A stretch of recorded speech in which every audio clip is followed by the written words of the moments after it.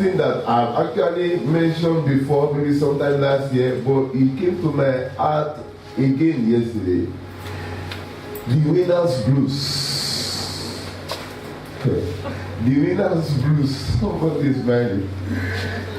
No? Have you done blues before? No. Yes. Okay. I know that there are great pretenders in church. The winner's blues. In the book of 2 Corinthians chapter 1, 8 to 10. We can read it to 11, but maybe we'll just stop at 10. 8, 9, 10. 2 Corinthians chapter 1, 8, 9, 10. Apostle Paul was talking about something in that particular scripture, which I refer to as the winner's blues. For we will not, brethren, have you ignorant of our trouble, which came to us in Asia, that we were pressed out of measure, above strength, insomuch that we despair even of life. But we had the sentence of death in ourselves, that we should not trust in ourselves, but in God, which raised the dead, who delivered us from so great a death, and do deliver, in whom we trust that we will yet deliver us. Ye also helping together by prayer for us, that for the gifts bestowed upon us by the means of many persons, thanks may be given by many on our behalf. Maybe we will have stopped at 10. The winner's blues. You know, whenever you talk about blues or you hear anything about blues, it's like a dance. You know, hand on the shoulder, hand on the waist, a step forward, you move to the rhythm of the music. Step forward, step backward, step sideways. Some people are already smiling. We are in church, oh. Praise the Lord. And blues dance actually is sometimes skin close. But we are talking about the winner. Whenever you see a winner, a true winner in any aspect of life, it is something to be beheld. You see the glamorous part of that winner when that winner is performing on the stage of life, and there is this desire. I wish I could be like this winner. But every winner dances blues with the urge to quit at times. With the urge or with pain at times. For winners to be consistent at their high performance, sometimes the romance with inconveniences. Sometimes the inconveniences could be consistent, could be seasonal, just to maintain their high performance. And the whole world keeps clapping for them. But sometimes they feel pain. Everybody wants to be a winner. But many people don't want to dance blues of the winner. Because in dancing blues, you have to hold, and that is like a partner, sparring partner with the person. Wherever the person turns to, the other partner goes there too. Each step the person makes, the other partner is making it. The winner. He said that we will not have you ignorant of our trouble, because they started looking. People look at winner as if everything is all right in their life. No, they don't have any problem. I wish I could just be like this. I wish I could play at this height of performance. I wish I could sing like this. I wish I could talk like that. I wish I could preach like this. I wish I could have this kind of wealth. I would have no problem. I wish I could travel all over the world like this man does, or like this woman. I wish I could have this kind of spouse. This person has no problem. If they have 25 cars in their premises, but every winner dances blues. with sometimes the urge to quit in this life. Because every glory has weight. In the book of 2 Corinthians chapter 4 verse 17, anything that is glorious, that is beauty to behold or beautiful to behold, there is a responsibility that is placed on that thing, that as you are drawing the beauty of it, also the responsibility of it comes. For our light affliction, which is but for a moment, worketh for us a far more exceeding and eternal weight of glory. People seek the glory, but somehow they forget that they call something weight. Even if you have glory, say that it comes with weight. And sometimes when you carry weight for a while, you get tired. Winners get tired, but you don't see it. I thank God for Apostle Paul, but he happened to be a very good person and preacher. Like God is transparent.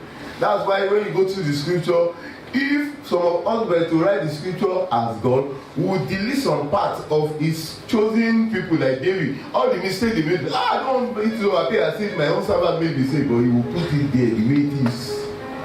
Apostle Paul was like that. He said that we went through trouble. He said that we got to a time that we despair, like we felt like committing suicide. Some winners feel suicidal at times. Some of them are committing suicide. They are top stars in the world. Why should they go and commit suicide? Why should they be drowned in the bathtub? Because what you don't know about winning in life is that it comes with weight. Job, in the book of Job chapter 1 verse 1, the Bible said that very upright man, he eschewed evil, but the weight of winning happened to be the bets that God had with Satan about his life, and the weight came upon him. He lost his wealth. He lost his health. He got to a time that the wife was even telling him, curse God and die. And he was telling the wife that you don't know that every glory has weight. I may be feeling the pain of the weight now, but don't worry, another time will come.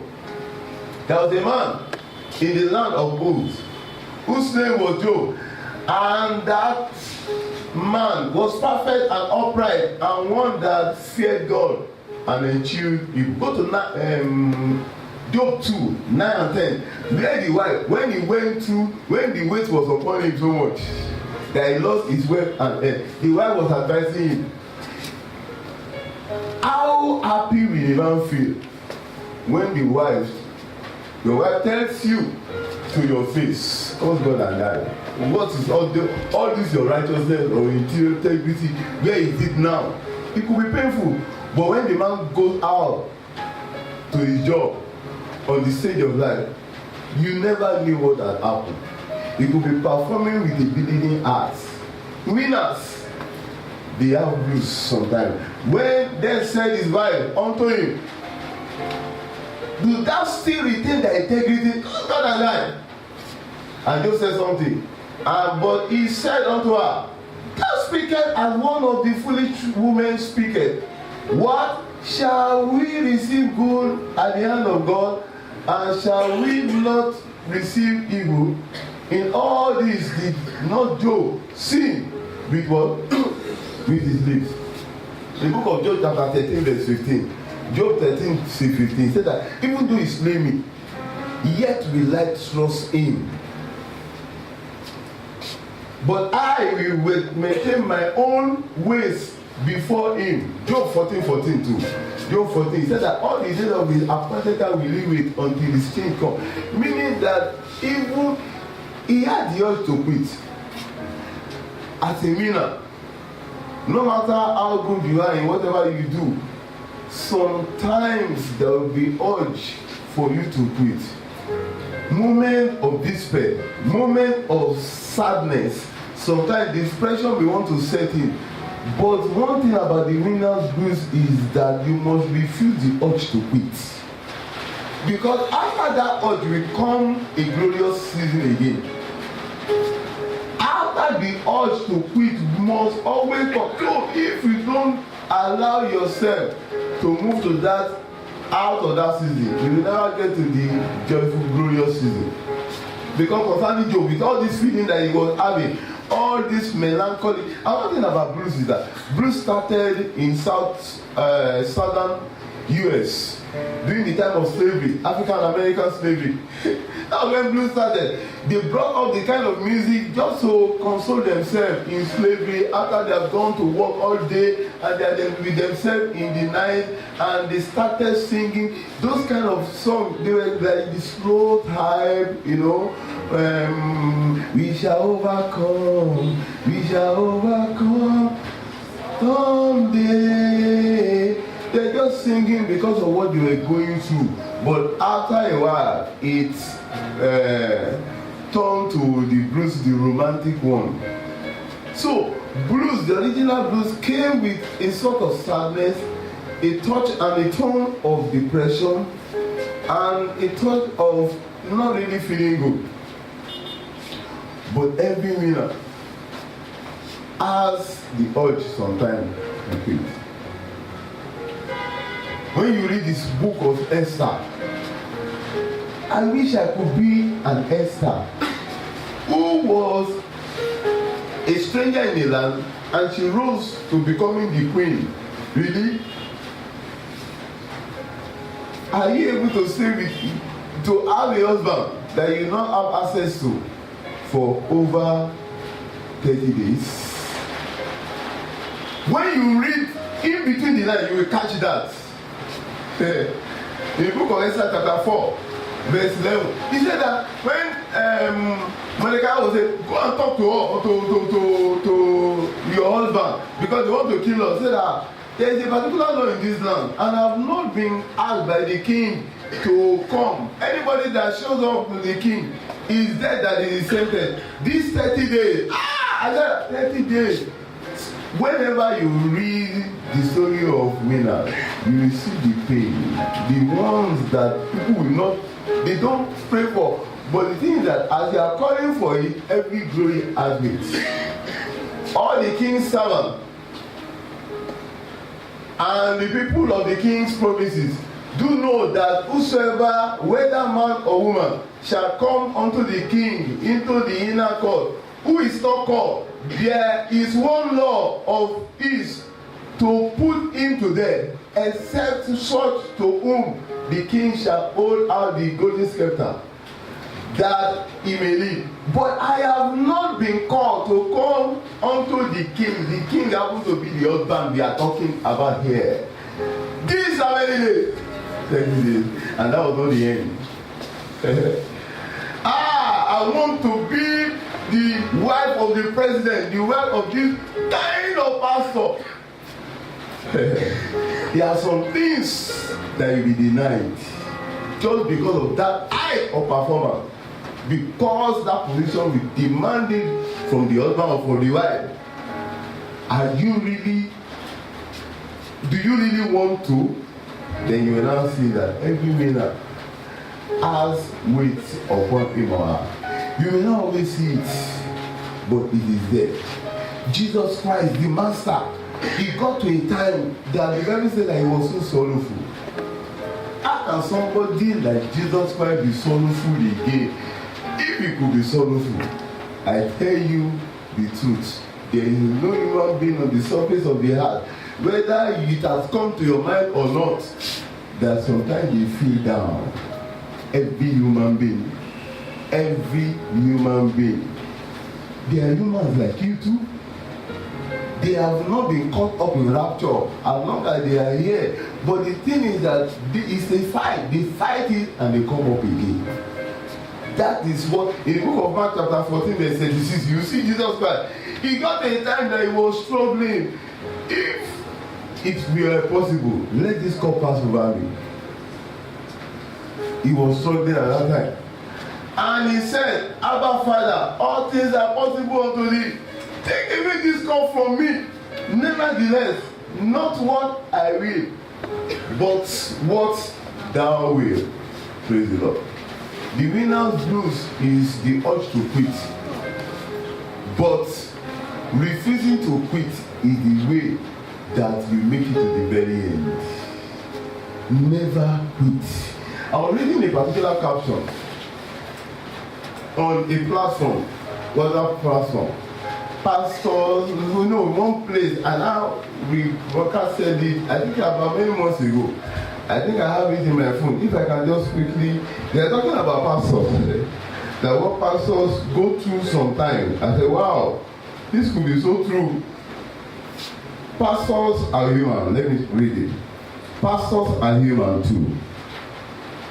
He stood to preach in the midweek service, and the first thing he asked the church to do was to go and ask someone, how was your day? Everybody went around asking, shaking, and patting each other's back. Some even hugged themselves. But guess what? No one came to the pastor to ask how his day was. Yet he was tired, and he had a real hard day for him. Pastors and medical doctors tend to have something in common. What is it? People believe they are fine as long as they are still breathing. They tend to think, how can a physician be sick? But what they don't know is that the stress of attending to so much sick people can lead to the physician fatigue and sickness. Pastors are human too. People are quick to ask the pastor, are you praying for me?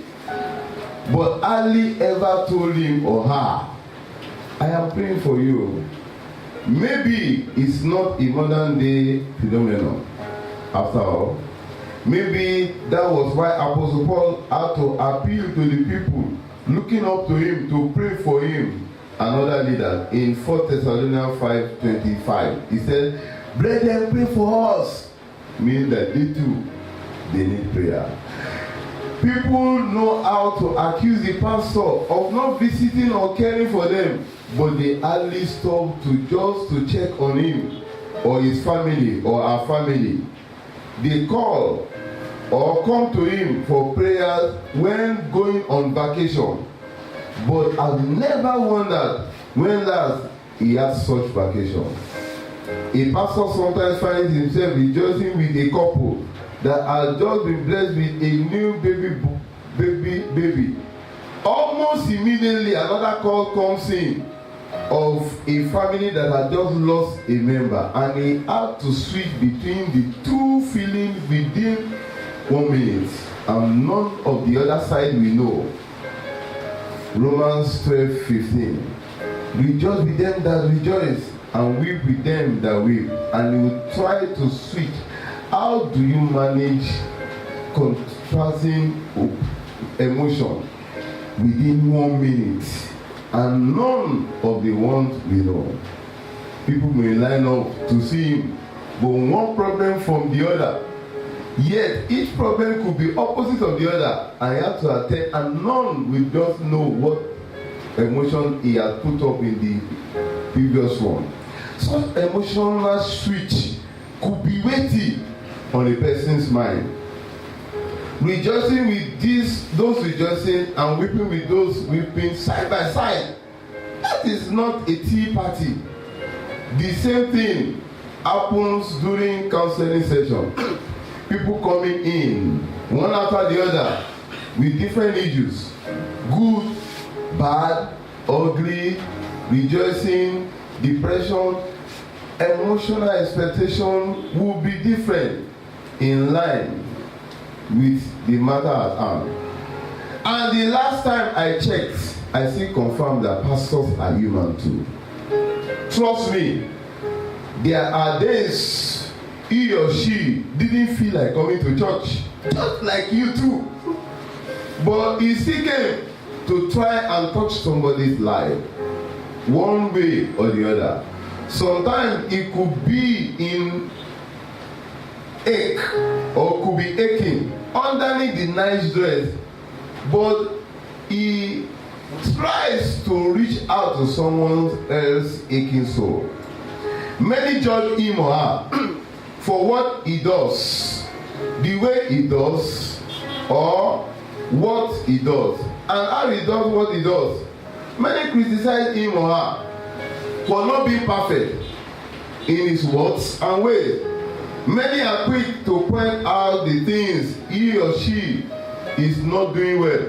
Yet pastors are human too.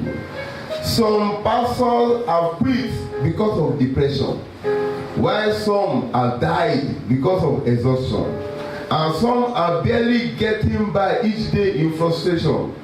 Pastors are human too. Do you have a pastor or a spiritual leader? Then think of how to encourage him or her. This one is not you. But I'm just telling you what an article that I wrote. I said, wow, so true. Encourage him or her. Then go ahead and do it. He or she will serve you better. God bless you. Many pastors are seen by their members as winners. But the truth is that every winner dances blues. Just like Jesus Christ danced.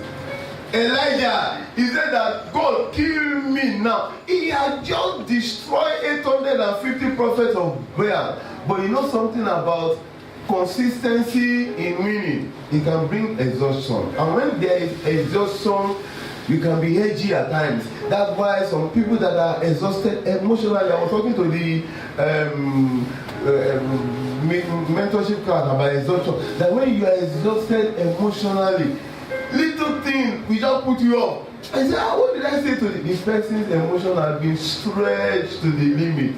That's why you see people, they have gone through so many one terrible time and they have stayed and they want to get a divorce at age 60 something, 70 something. What happened? Exhaustion. But one thing about exhaustion is that everybody deserves the right to rest sometimes, so that when you are refired, you can go on. Every winner has this urge to quit. But what I've come to tell you as a winner too, whenever that urge comes, hold on. That season will pass, and you will get to another season that you will be joyful again. Galatians chapter 6 verse 9 finally. Galatians chapter 6 verse 9. The Bible says that we should not be weary in well doing. So far, whatever you are doing is a good thing. Keep on doing it regardless of the feeling, because there will come a time, just like Job. Let us not be weary in well doing, for in due season we shall do what? Reap, if we faint not. Job chapter 42 verse 10. The Bible says that, and God blessed Job with 2 times of what is Lord. But there was a time that he felt like quitting. The wife was even advising him. This message has come to somebody here now. That feeling of depression or sadness, people may not even know. Just hold on to God. And at the end of the day, you will get to the point of you rejoicing. Shall we rest our feet and just bless the name of the Lord? Thank you, Lord. Thank you, Lord. Thank you, Lord. Open your mouth and pray and say, Father, help me to resist the urge to quit as I make progress in life. In the name of Jesus. Don't pray that prayer. Help me to resist the urge to quit as I make progress in life. The urge will come. I will tell you, it will come sometime. You will feel tired sometimes.